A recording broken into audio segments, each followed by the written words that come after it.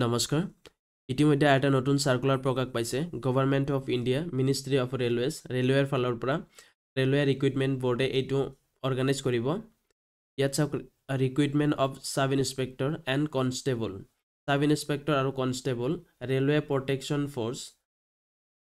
Force মানে police force আৰু ইয়াত চাওক application are invite from eligible candidate for the following post in railway protection force RPF and Railway Protection Special Force RPSF. Application complete in all respect must be submitted online only. Application submit করার কারণে online through যাব লাগিব কোনো offline নহব এটো online আবেদন করার কারণে ডেট টু দিয়া হৈছে 15/4/2024 15 এপ্রিল 2024 পৰা আৰম্ভ হ'ব অনলাইন এপ্লিকেশন লোৱা আৰু 14 মে 2024 তাৰিখ লৈকে আবেদন কৰিব পাৰিব এতিয়া চাওক ইয়া পোষ্ট কেটা দিয়া হৈছে সাব ইন্সপেক্টৰ কনষ্টেবল ওপৰতো কৈ দিয়া হৈছে এতিয়া পোষ্ট কিনি নাম জানিছো এতিয়া কোৱালিফিকেশন কি লাগিব তলৰ পিনে দেখুৱাই দিছো কোৱালিফিকেশন কিনি ইয়াত চাওক আপোনালোকে RPF 01/2024 সাব ইন্সপেক্টৰৰ কাৰণে pay level as per 7 pay commission 6 আৰু graduate from a recognised university BA pass হ'ব লাগিব সাব ইন্সপেক্টৰৰ কাৰণে আৰু ইনিশিয়াল পে প্ৰাথমিক যেটো স্যালাৰি হ'ব হেতু হ'ব 35400 টকা আৰু মেডিকেল ষ্টেণ্ডাৰ্ড B1 এজ লাগিব 20 ইয়াৰ্ছৰ পৰা 28 ইয়াৰ্ছ লৈকে এইখিনি তাৰিখত 1/7/2024 তাৰিখত আৰু ইয়াৰ কাৰণে ভেকেন্সি দিয়া আছে 452টা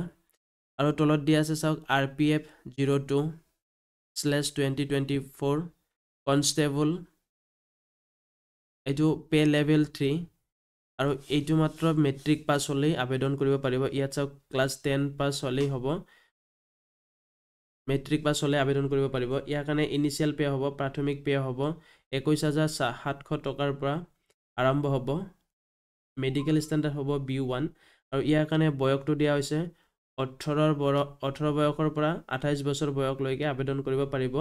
ইয়াৰ কাৰণে টোটাল ভেকেন্সি দিয়া হৈছে আপোনালোকে দেখা পাইছে 4208টা ইয়াৰ কাৰণে বহুত কেইটা পোষ্ট আছে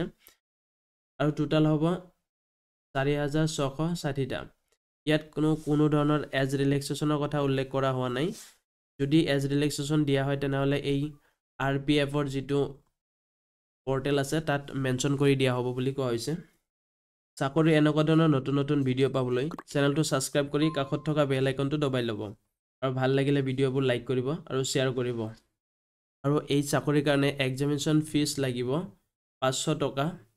এটো জেনাৰেল ক্যান্ডিডেটৰ বাবে আৰু সেকেন্ড নম্বৰ কলমটোত দিয়া আছে SC ST ex servicemen female minorities or economically backward classes যিবোৰ আছে হেতৰ কাৰণে 250 হ'ব এক্সামিনেশন ফিজ আৰু এই সাৰ্কুলাৰটোৰ কাৰণে যদি কোনো ধৰণৰ নতুন আপডেট আহে মই আপোনালোকৰ লগত ভিডিঅ' বনাই শেয়াৰ কৰি দিম আৰু ইয়াত চাওক প্ৰত্যেকটো ষ্টেটৰ কাৰণে সেপাৰেট ওয়েবসাইট দিয়া হৈছে এই ওয়েবসাইট কেইটাত ভিজিট কৰি আপোনালোকে নতুন আপডেটখিনি পাই থাকিব পাৰিব আমি যেহেতু অসমৰ গতিকে গুৱাহাটী এই ওয়েবসাইটটোত আমি ভিজিট কৰিব লাগিব যদি কোনো ধৰণৰ নতুন আপডেট আহে চাই থাকিব লাগিব আজিৰ ভিডিঅ' মানে ধন্যবাদ